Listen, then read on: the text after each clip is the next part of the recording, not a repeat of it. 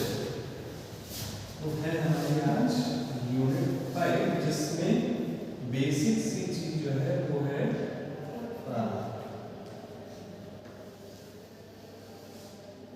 Portfolio management और evaluation. Portfolio management और evaluation सीधी सी बात है। अब पोर्टफोलियो है क्या, सबसे पहले हमें देख लेना चाहिए। ठीक, इसने क्या कहा, पोर्टफोलियो को मैनेज करना है, इवैल्यूएट करना है, और एक चीज इसने छोड़ दी वो है कंस्ट्रक्शन। इससे जब मैं कह रहा हूं बहुत सिलेबस में पोर्टफोलियो बनाना नहीं पड़ता। ठीक है, तो हमारे पास बेसिकली क्या होगा, स्ट्रैटेजी कहीं की, पोर्टफोलियो कंस्ट्रक्शन। ठीक, उसके बाद हमारे पास स्ट्रैटेजी होनी चाहिए काहे की, पोर्टफोलियो मैनेज करने की। मगर मैनेज करने और कंस्ट्रक्शन के बीच में क्या आएगा, इवैल्यूएशन। भाई पहले आप किसी चीज को बनाओगे, फिर उसको इवैल्यूएट करोगे, फिर उसको आप रिवीजन करोगे। मैनेज करने का क्या मतलब है, क्या घटाना है, क्या बढ़ाना है, ये लेना है या किसी चीज को बेच देना है या किसी को खरीदना है। तो ये बेचने और खरीदने के डिसीजन पे आप कब आएंगे, जब आप उसके परफॉर्मेंस को इवैल्यूएट करें। बहुत सीधी सी चीज है ना। तो कंस्ट्रक्शन स्ट्रैटेजी पे अगर हम बात करें, सबसे पहले की पोर्टफोलियो कंस्ट्रक्शन। ठीक, तो पोर्टफोलियो कंस्ट्रक्शन, पोर्टफोलियो क्या है पहले ये समझ लें। तो सरल शब्दों में अगर रखें तो portfolio is collection of investments.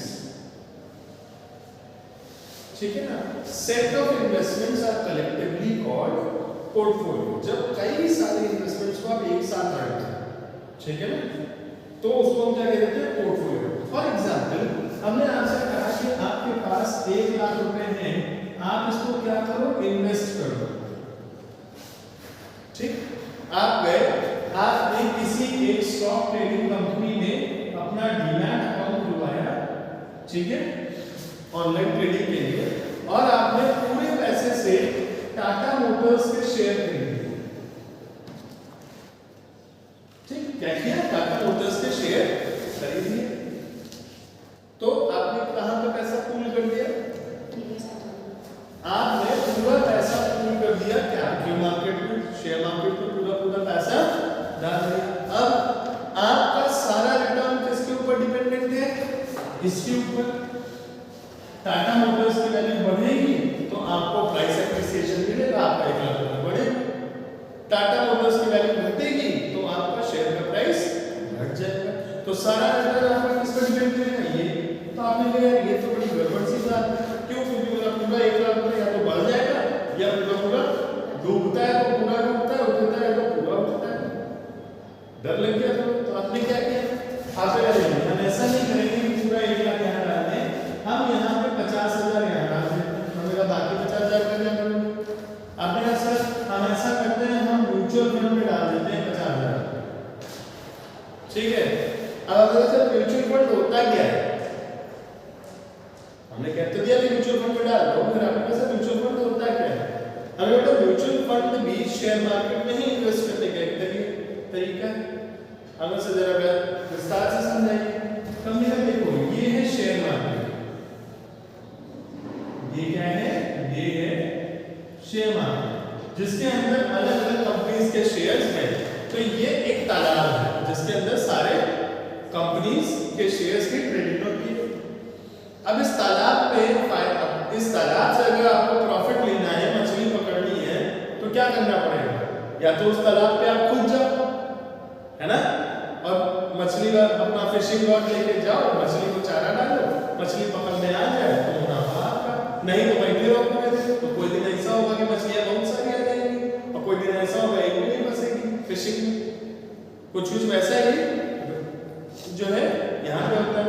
Direct कैसे है, डायरेक्ट है आपका डीमैट के तरीके से। जब आप खुद किसी कंपनी का शेयर खरीदते हैं, उसके बढ़ने पे प्रॉफिट एप्रिसिएशन लेके बेच के उसको आप प्रॉफिट कंज्यूम कर लेते हैं।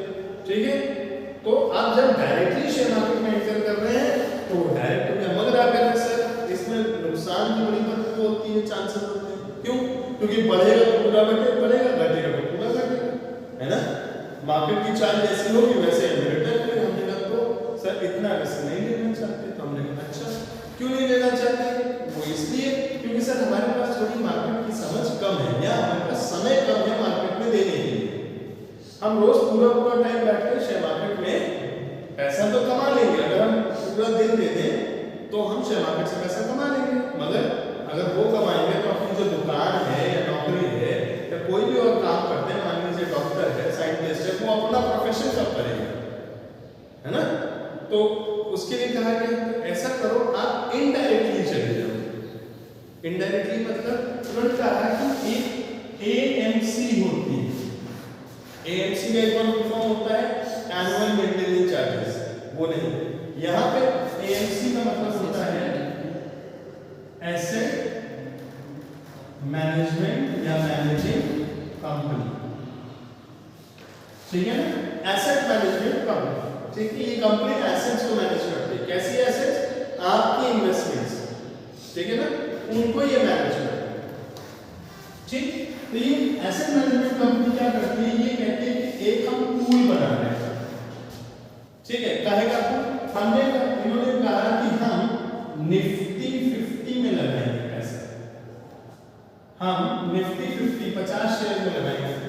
तो आपने कहा कि भाई अगर रिटर्न चाहिए तो एक कंपनी का शेयर 2000 का, एक कंपनी का शेयर 10,000 का, और मेरे पास 1 ही लाख रुपए है, तो 10,000 रुपए के मेरे पास कितने शेयर आएंगे? 10, 1 लाख रुपए, है ना। तो हम तो 10 ही शेयर खरीदेंगे, मुझे जो भी मुनाफा मिलेगा वो 10 का मिलेगा। तो इसने कहा कि हम ऐसा करेंगे कि हम सब लोगों से पैसा इकट्ठा करते हैं और फिर उस पैसे को 50 हिस्सों में बांट देते हैं। जितना पैसा आया उसको हमने 50 हिस्सों, क्योंकि निफ्टी 50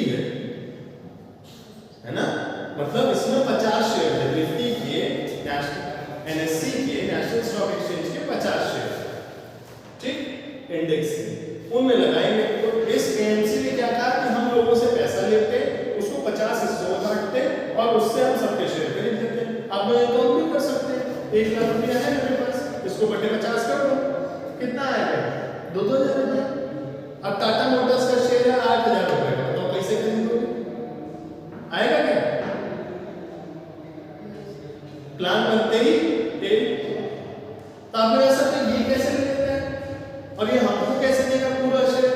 हमने कहा बेटा देखो, जैसे तुम्हारे पास 1 लाख रुपया था, मगर तुम टाटा मोटर्स का लेट से 8,000 रुपए का शेयर पूरा नहीं खरीद सकते, तो इसने क्या किया? 4 और लोगों से पैसा इकट्ठा किया, 2,000 हमसे लिया, 2,000 आपसे लिया, 2,000 आपसे लिया, 2,000 आपसे लिया, ठीक। तो 8,000 रुपए आ गए, एक शेयर खरीदा, ठीक है। अब पैसा फिर मुनाफा कैसे मिलेगा? हमें कितना पैसा लगा? एक शेयर, पैसा 1/4। तो हमने कहा वही ये भी करेगा कि जो भी उस शेयर के ऊपर मुनाफा आएगा उसका 1/4 हमें देगा, आपको देगा, आपको देगा, ठीक। तो ये क्या है? म्यूचुअल माने सहभागी, फंड माने एक पूल। जब कई सारे लोग कॉमन पर्पस रिटर्न चाहते हैं मगर डायरेक्टली नहीं करना चाहते, तो क्या होता है? हमने कहा कि साथ में आ जाओ, तुम अकेले नहीं कर सकते, हम सब लोग ताकत लगाते हैं, है ना। तो अब क्योंकि हम डायरेक्टली पूरा दिन नहीं दे सकते ट्रेडिंग में, हम पूरे दिन शेयर मार्केट में नहीं बैठ सकते, तो हमने एक आदमी को बैठा दिया कि भैया ऐसा है तुम हमसे 2,000 रुपए ले लो, मगर मेरा पैसा दिन भर तुम मैनेज करो और मुझे पैसा कमा के दो, ठीक है। तो ऐसे आदमी को हम क्या कहते हैं? ऐसे आदमी को हम कहते हैं एसेट मैनेजर या फिर फंड मैनेजर, ठीक है ना। एसेट मैनेजर या फंड मैनेजर, ठीक। क्यों? क्योंकि ये आदमी मेरे बिहाफ पे हमारा पूरा फंड इकट्ठा है, ठीक है। पॉइंट क्लियर है, ठीक। तो इस पूल से शेयर मार्केट से मुनाफा कमाने के 2 तरीके, नंबर 1 डायरेक्ट और नंबर 2 इनडायरेक्ट, ठीक। डायरेक्ट में क्या है? आप डायरेक्टली एक डीमैट अकाउंट खुलवाइए, एक ट्रेडिंग अकाउंट खुलवाइए, यहाँ मैं गलत बोल दिया था, डीमैट अकाउंट में ट्रेडिंग अकाउंट से आपका शेयर ट्रेडिंग होती है। डीमैट अकाउंट में तो आप शेयर्स रखते हैं, मैं गलत बोल गया था। ठीक, एक डीमैट अकाउंट रखिए जिसमें आप अपने शेयर्स रखेंगे, और एक ट्रेडिंग अकाउंट खोलिए जिसमें आप शेयर्स खरीदे बेचेंगे। ठीक है ना? तो आप डायरेक्टली मार्केट में अपना पैसा लेके जाइए, खरीदिए बेचिए, मुनाफा कमाइए, नुकसान कमाइए, सब आप। दूसरा तरीका है इनडायरेक्ट। इसमें क्या है, आप किसी एसेट मैनेजमेंट कंपनी के पास जाइए जो कि कोई फंड, म्यूचुअल फंड हाउस के पास चले जाइए। ठीक है, वो म्यूचुअल फंड हाउस के आप स्कीम ले लीजिए, और वो क्या करेंगे, वो भी इस मार्केट में ही पैसा लगाएंगे। ठीक, अब आप कहोगे सर हमें कैसे पता चलेगा रोज के रोज कि हमारा फंड अच्छा चल रहा है कि बुरा चल रहा है? हम कहा बेटा इसके लिए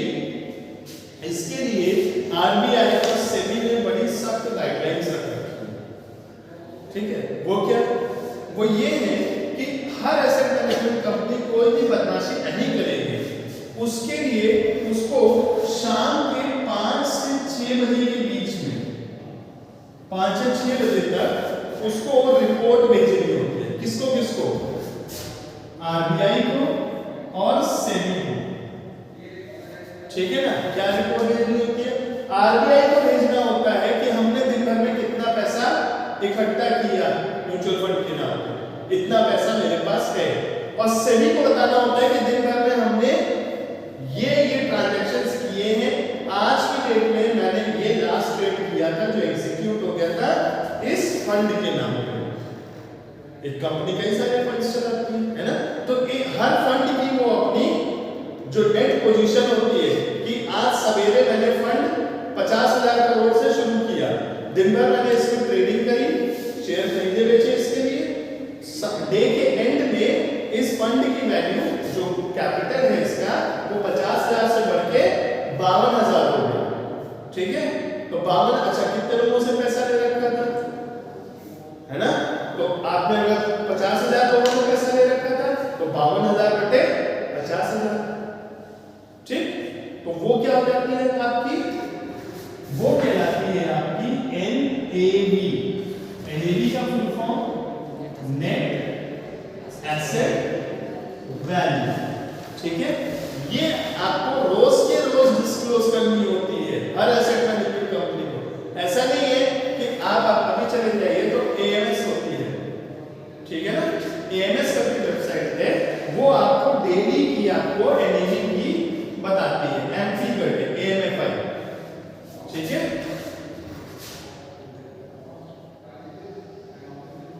ये एक वेबसाइट है जहां पे आपको सारी कंपनी जितनी भी इंडियन स्टॉक मार्केट में लिस्टेड म्यूचुअल फंड्स हैं, ठीक है, जितनी भी कंपनीज के फंड्स चल रहे हैं उन सब की आपको एनएवी यहां से मिल जाएगी, डेली की भी, वीकली भी, मंथली भी। अब वो निकालना तो बहुत सरल है भाई, आपको अगर डेली एनएवी पता चल जाए, ठीक है ना, अगर आपको पता चल जाए कि अक्टूबर 1, 2, 3, 4, 5, 6, 7 दिन की डेली एनएवी पता है।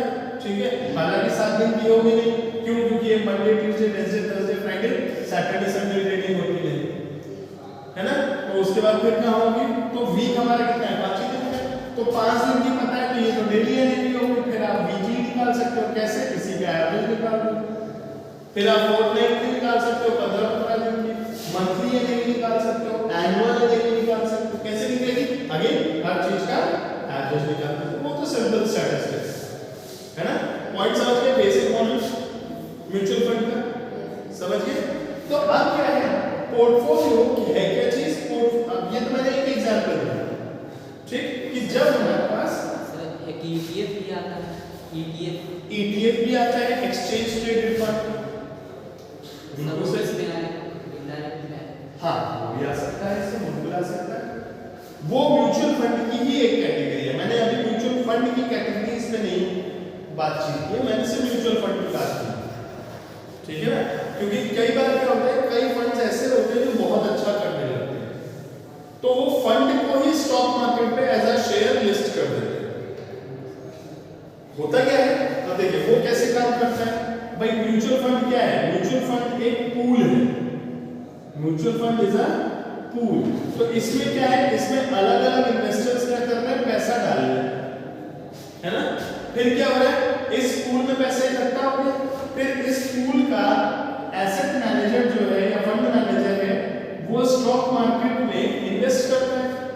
और यहां से क्या निकालता है? रिटर्न। ठीक है ना, यहां से रिटर्न्स निकालता है और इन रिटर्न्स को फिर क्या करता है? डिस्ट्रीब्यूट कर देता है। ठीक, अब ये म्यूचुअल फंड इतना पॉपुलर हो चुका है कि अब ये फंड मैनेजर भी तो अनलिमिटेड पैसा ले नहीं सकता। क्यों? क्योंकि उसके ऊपर जिम्मेदारी बढ़ जाती है। अब पता चला ये 50,000 करोड़ का या 1 लाख करोड़ का ये फंड हो गया। 1 लाख करोड़, सोचिए कितना बड़ा फिगर। 1 करोड़ के पीछे 7 जीरो और उसके आगे आप 5 जीरो और लगाइए, तब कहीं जाके फंड की वैल्यू बनती है। कई देशों की इकोनॉमी हो सकता है उतनी बड़ी, छोटे छोटे देशों में उतना एक फंड मैनेजर रखे अपने पास, इतना बड़ा आदमी हो गया, है ना। तो वो कुछ समय बाद वो क्या कहता है? भैया तुम अब हम तुमसे पैसा लेंगे, मगर लोग कह रहे हैं भैया हमसे ले लो ले लो। जैसे दिवाली पे होता है, आपको कुछ चाहिए भैया दे दो, कैसे भी दे दो, कैसे भी भैया आई नहीं, मिठाई खत्म हो गई, अरे कुछ भी दे दो मीठा दो, है ना। अब वो खाली डब्बा दे देगा, ये ले लो बाहर मुझसे से ले लो ना, कहते हैं रामाश्रय की है। तो ऐसे मतलब वैसा नहीं। यहाँ पे ये फंड मैनेजर क्या कहता है? ये कहता है ठीक है, जैसे कंपनी अपने आप को लिस्ट करती है स्टॉक एक्सचेंज पे, भाई स्टॉक मार्केट में क्या खरीद रहा है? शेयर्स खरीद रहा है, अपने पास एक पोर्टफोलियो होल्ड कर रहा है ना। ऐसे ही क्या करता है? ये अपने म्यूचुअल फंड को स्टॉक मार्केट में लिस्ट करा देता है और जैसे ही लिस्ट कराता है तो इसकी भी क्या होती है? वैल्यू हो जाती है। किस पे डिपेंडेंट? म्यूचुअल फंड की एनएवी पे डिपेंडेंट। ठीक है ना। इस पे इसकी एनएवी से इस लिस्टिंग की वैल्यू, लिस्टिंग या listed share, listed mutual fund की वैल्यू दोनों एक दूसरे से रिलेटिव होती है। अगर म्यूचुअल फंड की वैल्यू नीचे जा रही है तो इसकी शेयर मार्केट की वैल्यू भी नीचे जाएगी। क्यों? क्योंकि अल्टीमेटली आपने इसमें पैसा क्यों लगाया? क्योंकि इसमें का यहां नहीं लेंगे पैसा, तो भैया यहीं से दे दो, है ना। समझे? तो यहाँ पे तो अब ऐसे फंड को हम क्या कहते हैं? जो मार्केट में लिस्टेड होता है उसको हम कहते हैं ETF, एक्सचेंज ट्रेडेड फंड। ठीक है, उसको क्या कहते हैं? Exchange traded fund. क्लियर है? तो अभी हम किस चीज में थे कि म्यूचुअल पोर्टफोलियो क्या है। ठीक, पोर्टफोलियो हमने समझ लिया कि portfolio is a collection of investment. ठीक है, तो हम या तो डायरेक्टली एक एक इन्वेस्टमेंट में लगाए तो एक एक करके हमारे कई सारी चीजें हो जाए, मगर जब ये विविध हो, ठीक है ना,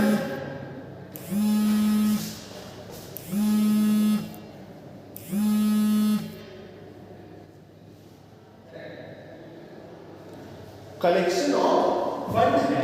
ठीक, अब इसके लिए वॉरेन बफेट ने कहा था never put all your eggs in one basket. कभी भी अपने सारे अंडे एक टोकरी में मत रखिए। इसका क्या मतलब है कि अपना सारा पैसा कभी भी किसी एक ही चीज में मत लगाइए। आपके पास 1 लाख रुपया है तो पूरा 1 लाख रुपए शेयर्स में ही मत लगाओ, है ना। आपने कहा सर मैंने टाटा मोटर्स नहीं, मैंने थोड़े रिलायंस के लिए रखे हैं, मैंने थोड़े महिंद्रा के लिए रखे हैं, मैंने थोड़े जो है बायजूस के लिए रखे हैं, या ये मान्यवर वाले ले रखे हैं, या गूगल के लिए रखे हैं, ये तो शेयर्स ही है ना। तो जब मार्केट गिरेगा तो ये सब गिरेंगे, प्रैक्टिकल सी बात है ना। तो never keep all your eggs in one basket का मतलब क्या है कि आप अपने आप को क्या करें? डाइवर्सिफाई कर रहे हैं, है ना। तो उसके लिए हमें क्या पता होना चाहिए? हमारे पास इन्वेस्टमेंट ऑप्शंस कौन से हैं। ठीक है, हमारे पास इन्वेस्टमेंट ऑप्शंस हैं कौन से। तो जब हम पोर्टफोलियो की बात करते हैं, पोर्टफोलियो कंस्ट्रक्शन की, तो इसमें हमारा कंस्ट्रक्शन मतलब किसी चीज को बनाना। तो बनाना आप कब शुरू करते हैं? किसी भी चीज को आप घर कब बनवाते हैं? बड़ी सरल सी चीज है, जब उसकी जरूरत होती है। और जरूरत के हिसाब से बनवाते हैं अपनी, या जैसा दुनिया में नक्शा चल रहा है वैसा बनवा देते हैं? अपने परिवार के हिसाब से बनवाते हैं ना। अगर आपकी जॉइंट फैमिली है तो आप दादा दादी हैं तो उनके लिए एक कमरा स्पेसिफिक, पापा मम्मी का एक, बड़े भाई का छोटे भाई के लिए कमरा अलग, अपने लिए अलग। भाई हमको पता है बच्चे भी आगे होंगे तो उनके लिए अलग अलग कमरा पहले से प्लान कर लिया, तो आप घर का नक्शा कुछ उस तरीके से बनाते हो, है ना। और अगर आप अकेले रहने वाले हैं परिवार में, मतलब न्यूक्लियर फैमिली, हस्बैंड वाइफ और बच्चा, तो घर कैसा बनेगा? पहले गेस्ट रूम, फिर डाइनिंग रूम, फिर अपना बेडरूम और एक बच्चे का कमरा। ये एक न्यूक्लियर फैमिली का होता है डिजाइन, है ना। तो कंस्ट्रक्शन किसके ऊपर डिपेंड करेगा? पर्पस या रिक्वायरमेंट, ठीक है। कंस्ट्रक्शन ऑफ पोर्टफोलियो किस चीज के ऊपर डिपेंडेंट होगा? किस लिए आपको पोर्टफोलियो बना रहे हैं या उस पोर्टफोलियो की रिक्वायरमेंट कहां पे है, ठीक। मतलब ये किसी स्पेसिफिक पर्पस के लिए बना रहे हो या जेनेरिक बना रहे हो, सेविंग करने के लिए, रिटर्न्स के लिए। तो अब आप कहोगे सर स्पेसिफिक पर्पस, जैसे हम लोगों ने अकाउंटेंसी में पढ़ा था, general reserve, special reserve, machine replacement reserve, employee compensation fund, है ना, होता है। कैसे बनता है वो, याद है कुछ? नहीं भूल गए? तो देखिए भाई, आप शुरू से देखें, अगर तो ट्रेडिंग अकाउंट में परचेज करते हैं, है ना, फिर आपने सेल करी तो आपको ग्रॉस प्रॉफिट मिल गया, है ना। फिर प्रॉफिट एंड लॉस अकाउंट में क्या हुआ? ग्रॉस प्रॉफिट आया, यहाँ पे आपने कुछ एक्सपेंसेस किए तो आपको नेट प्रॉफिट मिल गया। इस नेट प्रॉफिट को प्रॉफिट एंड लॉस एप्रोप्रिएशन में ले गए, तो यहाँ पे आपने एक जीआर या मशीनरी, जनरल रिजर्व बनाया या स्पेसिफिक रिजर्व बनाया, रिजर्व बनाया, ठीक। ये रिजर्व और बाकी जो प्रॉफिट बचा ये आपने ओनर को दे दिया सैलरी के रूप में। जैसे ये जीआर कहाँ दिखता है? ये आपका बैलेंस शीट में लायबिलिटी साइड में आपका जीआर दिखता है ना। और ये जीआर का पैसा कहाँ होता है? जीआर का पैसा यहाँ बैंक में पड़ा होता है कि नहीं? आप कहोगे कैसे? अरे भाई 100 रुपए का सामान खरीदा, ठीक है, 110 का बेचा, 10 रुपए प्रॉफिट, कहाँ जमा है? बैंक में। नगद बैंक से खरीदा, बैंक में बेचा, मतलब हमने ऑनलाइन भी परचेज किया और ऑनलाइन ही सेल किया, तो पैसा भी हमारे बैंक में ही आया। तो 10 रुपए कहाँ पे? बैंक में। 10 रुपए था, 2 रुपए खर्चा किया, 8 रुपए हमारा नेट प्रॉफिट आ गया। कहाँ पे 8 रुपए आ गए? बैंक में। ये 8 रुपए में से 5 रुपए का रिजर्व बनाया, 3 रुपए ओनर को दे दिए, तो ये 5 रुपए अभी कहाँ पड़े? बैंक में। तो टेक्निकली ये 5 रुपए, ये 5 रुपए बैलेंस शीट में ऐसे तो बैलेंस हो रहे कि वो 5 रुपए अभी बैंक में पड़े। अब बैंक में इंटरेस्ट रेट कितना मिलता है आपको? करंट अकाउंट में कुछ नहीं, क्योंकि आपका व्यवसाय पेमेंट देना 5.5%। हाँ, करंट अकाउंट होता है बिजनेस का, बिजनेस के करंट अकाउंट में 0 इंटरेस्ट। अब वहां पे आप ये 5, ये जो 5 है ये असल में 5 करोड़ है। ये 5 क्या है? ये 5 करोड़ है। ये 5 करोड़ 0% इंटरेस्ट बैंक अकाउंट में पड़ा रहेगा, दीमक खा रहा है कि नहीं? कोई वैल्यू ऐड नहीं कर रहा है। और हमने फाइनेंशियल मैनेजमेंट पढ़ा था, कॉस्ट ऑफ कैपिटल होती है कि नहीं होती है? तो हमारा पैसा आइडियल पड़ा है, इसका मतलब उस पर दीमक लगा रहे। तो दीमक लगाना समझदारी है कि बेवकूफी की बात? बेवकूफी की बात, सब जानते हैं। तो हम क्या करें इसको? हम इन्वेस्ट कर दें। अब डिपेंड करता है कि ये पैसा, अब आप क्या करोगे? अब पहले अकाउंटिंग बता देता हूँ, फिर फाइनेंशियल मैनेजमेंट। आप क्या करोगे? आपने इस पूरे 5 रुपए को खर्चा कर दिया कहाँ? किसी इन्वेस्टमेंट में, है ना। चाहे जमीन खरीद ली, चाहे शेयर्स खरीद लिए, चाहे किसी को लोन दे दिया, है तो इन्वेस्टिंग ना। तो क्या होगा? एक एसेट माइनस होगी, दूसरी एसेट प्लस हो जाएगी, मगर सिचुएशन अभी भी वही बनी रहेगी। बैलेंस शीट समझ में आ गई? देखो जब बैलेंस शीट समझोगे तभी इन्वेस्टमेंट का इवैल्यूएशन समझ में आएगा। ये पूरा फ्लो समझ में आया है सभी को? चलिए अब इसके आगे बढ़ते हैं। ये 5 रुपए के ऊपर आप कितना नुकसान उठा सकते हो? जनरल रिजर्व है, मेरा अपना पैसा है नहीं, कंपनी का पैसा है। कंपनी का पैसा किस लिए है? ताकि भविष्य में हम नई मशीनें खरीद सके। कोई बिजनेस के ऊपर अगर liability all of a sudden आ जाए तो हम उसको स्क्वायर ऑफ कर सके। तो हम इसके ऊपर रिस्क तो उठा सकते हैं, मगर अनलिमिटेड रिस्क नहीं ले सकते, मतलब पूरा पैसा डुबोने का हम रिस्क नहीं उठा सकते, ठीक। तो क्या करें? तो हमें एक ऐसा इन्वेस्टमेंट चाहिए, पर्पस देखिए, जो हमें रिटर्न तो दे मगर सिक्योर हो, डूबे, है ना। ठीक है ना। तो इसके लिए ये पर्पस क्या होता है, पर्पस डिफाइन करता है हमारा रिस्क बेयरिंग कैपेसिटी। ठीक है, छोटी बहन की शादी के लिए पैसा है, इसके ऊपर रिस्क उठाओ ना, कतई नहीं। छोटे भाई को पढ़ाने के लिए ये पैसा है, क्या इसके ऊपर रिस्क उठाओगे, कतई नहीं। इन्वेस्ट करेंगे रिटर्न आ जाए, है ना, मगर इसके ऊपर हम नुकसान नहीं ले सकते। तो ऐसे किसी जगह नहीं लगाएंगे जहां पे ये पैसा लगा के क्या हो, डूब जाए। करेक्ट है, यहां तक सब साथ है। तो वो क्या होती है हमारी रिस्क बेयरिंग कैपेसिटी। देखो मैं टेक्निकल टर्म्स को सरल भाषा में बता रहा हूं, अभी यही चीजें यहाँ पे आ जाएंगी लैंग्वेज के फॉर्म में किताब में, तो बड़ी मुश्किल से लगता है क्या क्या बातें हो रही है। तो अभी मैं आपको कहानी सुना रहा हूँ, फिर ये कहानी मैं आपको फाइनेंशियल भाषा में सुनाऊंगा, डेफिनेशन में। ठीक है, तब आप कहोगे हाँ ये सब वही चीजें हैं जो हमने कहानी सुनी। अंत में देखो आज की दादी कहानी सुनाती थी, आज भी याद है, मगर मास्टर जी ने कक्षा 12 क्या पढ़ा था वो याद नहीं, क्यों कि कहानी याद रहती। ठीक है, तो पर्पस से क्या डिफाइन होता है हमारा रिस्क बेयरिंग कैपेसिटी, कि मैं इसके ऊपर कितना रिस्क ले सकता हूं। रिक्वायरमेंट क्या है, रिक्वायरमेंट क्या है, बट ऑब्वियस सी बात है इन्वेस्ट कर रहे हैं तो हमको क्या चाहिए, रिटर्न, हमें इसके ऊपर रिटर्न चाहिए। अब रिस्क और रिटर्न के बीच में डायरेक्ट रिलेशनशिप है ना, क्या हाई रिस्क हाई रिटर्न। आपको अभी बैठे बैठे करोड़पति मिलना है, कोई बड़ा काम नहीं करना पड़ेगा, बस आरबीआई जाइए चोरी कर लीजिए करोड़ों के मालिक बन जाएंगे आप, बैठे बैठे बस पकड़े बच जाइए। क्यों, क्योंकि पकड़े जाएंगे तो खातेदारी भी होगी, जिंदगी में फ्री में खाने को मिलेगा तब भी, है ना।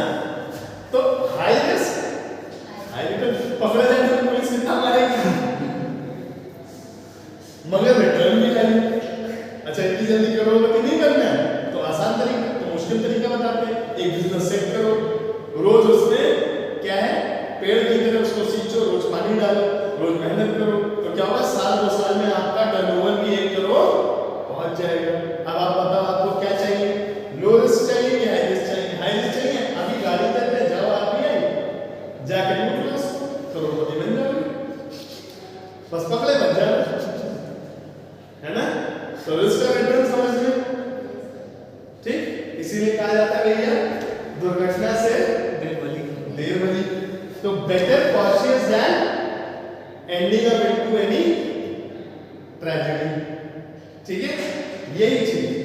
अब मार्केट को इसी में एक बात और निकल के आ जाती है कि लोग कहते हैं कि शेयर मार्केट बड़ा धोखेबाज है, सेंटिमेंटल होता है। ठीक है, सेंटिमेंटल कुछ नहीं होता है, वो सब डिपेंड करता है आपके जजमेंट पे कि आप कैसा जजमेंट ले रहे हैं। ठीक है, अब आपको भूख लगने लगी, आपको भूख लगी, आप खड़े हो गए बताशे वाले पे, टिक्की वाले पे, डोसा वाले पे, फास्ट फूड वाले के ठेले पे, जिसके पास पास्ता भी रखा था, फ्रेंच फ्राइज भी थे, स्प्रिंग रोल भी था, नूडल्स भी थे, सब मोमोज भी थे, सब। आपने क्या भूख लग रही थी, आप एक एक करके सब एक प्लेट सूख लिया, है ना। तो क्या होगा उसके बाद अंत में घर जाके पेट दर्द, तो दोस्त किसका,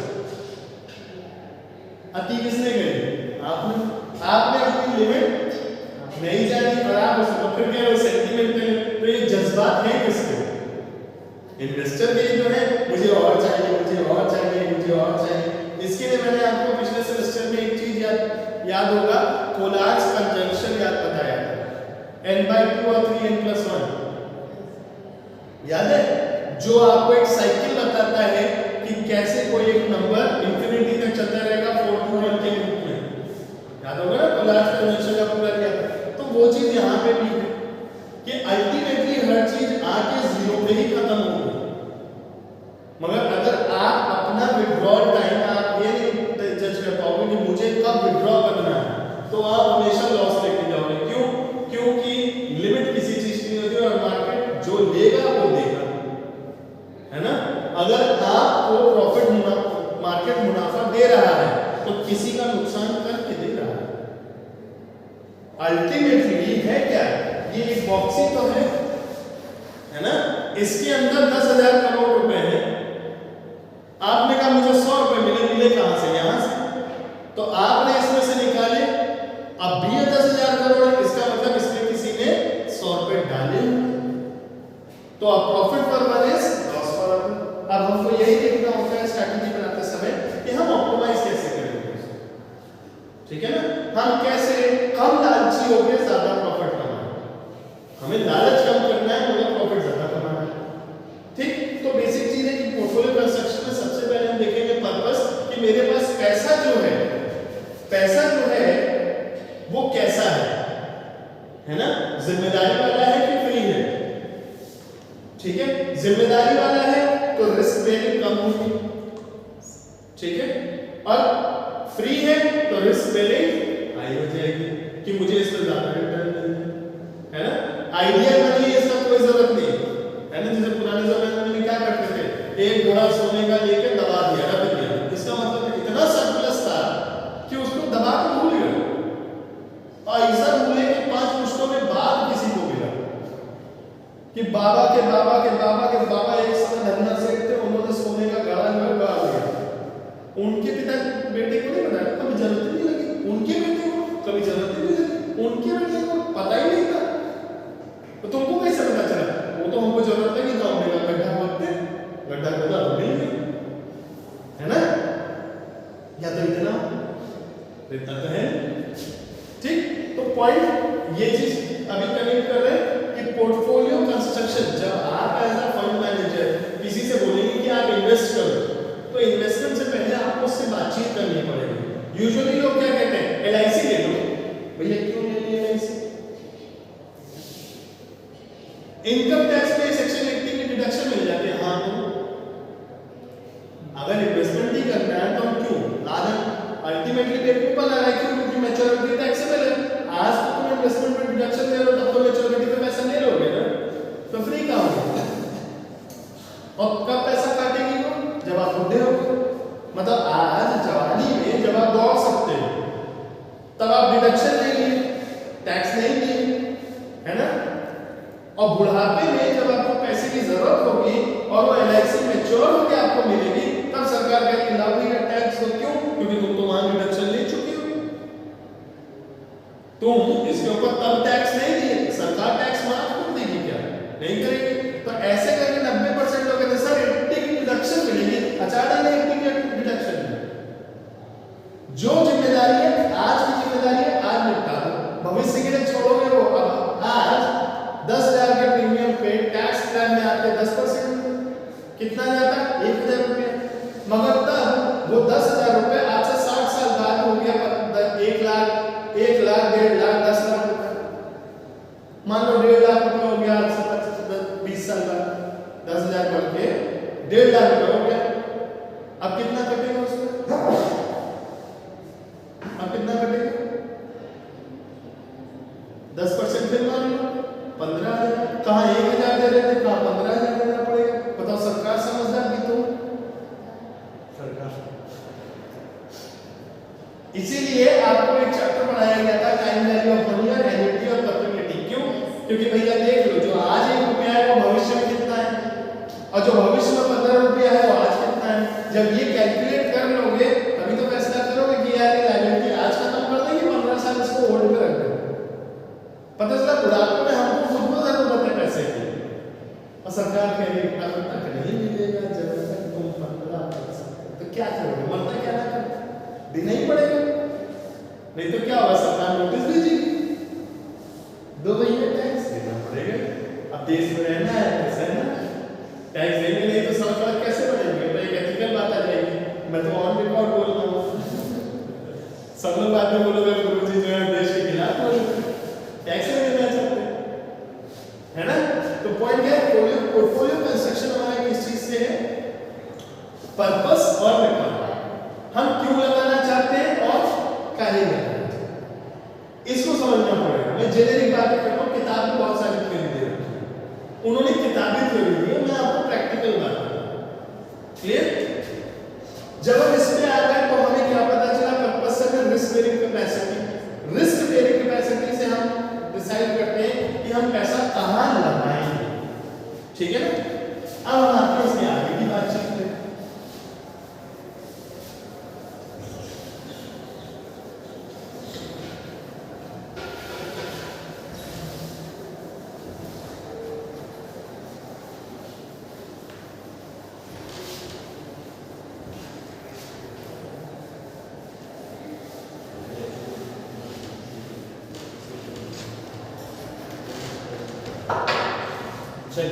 ये क्या कह रहे हैं, रिस्क बेयरिंग कैपेसिटी और रिटर्न, ठीक। रिस्क बेयरिंग कैपेसिटी, तो पहले तो रिस्क समझना पड़ेगा और रिटर्न समझना पड़ेगा। रिटर्न को पहले देखते हैं। रिटर्न का मतलब क्या है, हमें ये और ये, भाई आपकी कैपेसिटी कितनी है डिपेंडिंग इस पे करेगा कि हम काई कैपेसिटी याद करो, कितनी देर चल सकते हैं, कितनी देर बोल सकते हैं, कितनी देर खड़े रह सकते हैं, कितनी देर सो सकते हैं, कैपेसिटी तो यही होगी ना। तो रिस्क कैपेसिटी अलग है, तो उसके लिए रिस्क और रिटर्न को समझना पड़ेगा, है। तो रिटर्न को समझेंगे। रिटर्न क्या है, जो वापस आ जाएगा। सुबह का मुल्ला शाम को घर आए तो उसको क्या कहेंगे, रिटर्न, है ना। उसको क्या कहेंगे, रिटर्न होम कमिंग, ठीक। अब स्पाइडरमैन जैसे होम कमिंग मत बना देना, समझ नहीं आता पिक्चर बनाएंगे। अब देखिए, तो अब देखिए रिटर्न, अब हम लोगों ने एक फॉर्मूला पढ़ा था, मैं कोई नई चीज नहीं पढ़ा रहा, तो पढ़ चुके हैं वही दोबारा पढ़ा रहा हूं, ठीक। चेंज का फॉर्मूला पढ़ा था बेटा, पीछे बता था, ये वाला नोट करो, ये क्लियर लिखेंगे, वही पढ़ाने नहीं देंगे। देखो वो आ रहा है,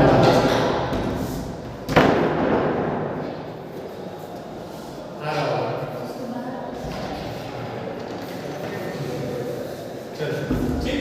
अब देखिए हमने चेंज का फॉर्मूला पढ़ा, ठीक। चेंज का फॉर्मूला क्या था, current minus base upon base, है ना।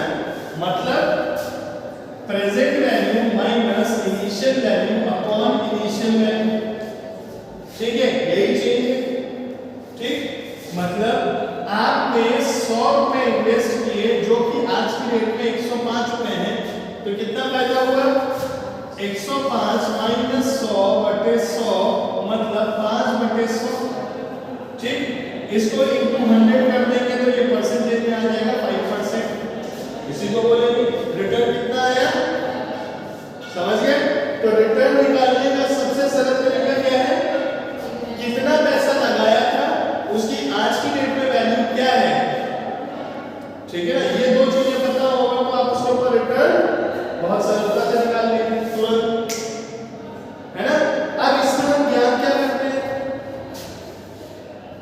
क्या बोलते हैं, हिला दिए नहीं, ये याद है, चलो चलो चलो आगे वापस लाइए, एडिटेड फोटो क्लास, चलिए ठीक है, ठीक।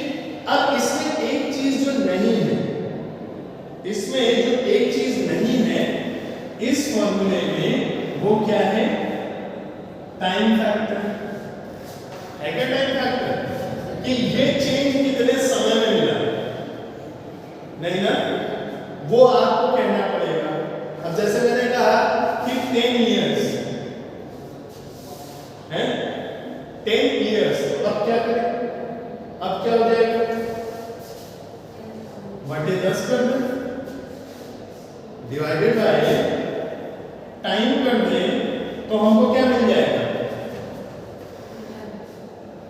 Average return over the invested period.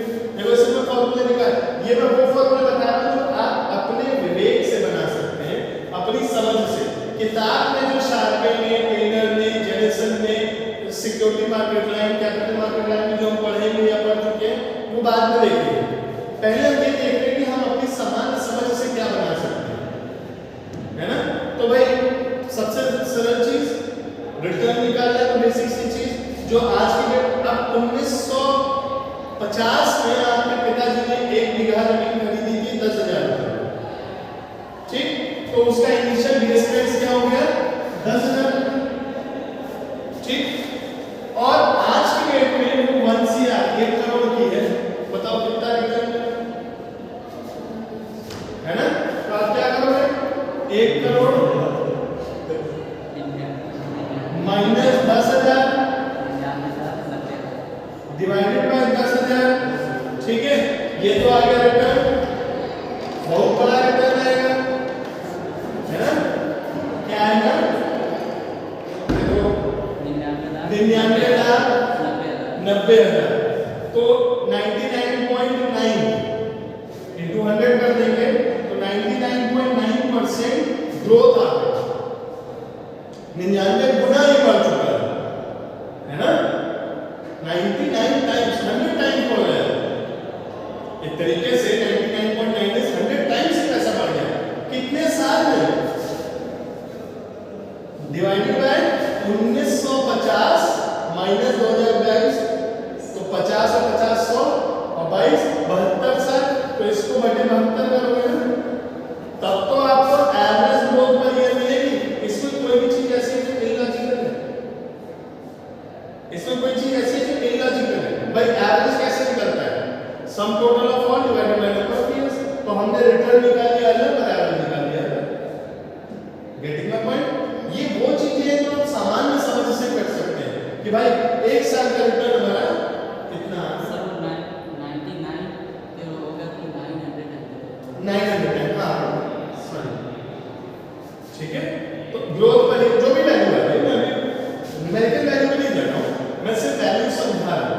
तो इससे भी क्या मिलेगा, इससे इस फॉर्मूला E72 क्या है, ये ईयर्स है, और ये क्या है रिटर्न, तो return divided by number of years, हमें क्या मिल गया एवरेज रिटर्न पर ईयर, सालाना 7 साल हम कितना पढ़े, है ना, ये तो देख रहे हैं। तो ये भी एक तरीका है, ठीक है। तो हमको पोर्टफोलियो में जाने से पहले भाई आप सोना खरीद लो, आप जमीन खरीद लो, आप म्यूचुअल फंड ले लो, आप NSE में पैसा लगा दो, आप LIC में पैसा लगा दो, लाइफ इंश्योरेंस में, या आप यूलिप में पैसा लगा दो, ठीक है, आप किसी को पैसा उधार दे दो, आप अपना बिजनेस शुरू कर लो, ये सब क्या है, ये चैनलाइजेशन ऑफ फंड है। हमने कहा कि अपने अंडे एक टोकरी में मत रखो, तो वो अलग अलग टोकरियां क्या है, वो ये है, मगर आप लगाओगे कहां, जहां पे आप, एक तो होता है रिटर्न, ठीक है, और एक होता है आपका एक्सपेक्टेड रिटर्न, कि हम चाहते हैं कि हमको 17% रिटर्न मिले, ठीक है, और रिटर्न आपका अभी जो मिल रहा है 15% मिल रहा है, तो 17% में हम क्या करें, क्या कर सकते हैं, किसको घटाएं किसको बढ़ाएं, है ना। हम कहेंगे भैया ऐसा करो, सोने में जो तुमने पैसा लगा रखा है उसमें पैसा भी रिटर्न नहीं आ रहा है, तो उसको थोड़ा बेच दो, तो क्या करें, फिर उसके बाद तुम ऐसा करो सागवान के पेड़ लगवा लो 5 साल के लिए, 5 साल बाद तो तुम्हारे एक पेड़ 10-10 लाख रुपए का बिक जाएगा, तो तुम्हारा रिटर्न निकल आएगा। क्यों, क्योंकि मैच्योरिटी वैल्यू हमने निकाली। अब हम उन कैलकुलेशन स्टैंड, ठीक, और वो करेंगे हम लोग नेक्स्ट क्लास। क्लियर, आज के यहाँ तक के टॉपिक में कोई सवाल हो तो पूछ लीजिए, बंद कर दो ये रिकॉर्डिंग।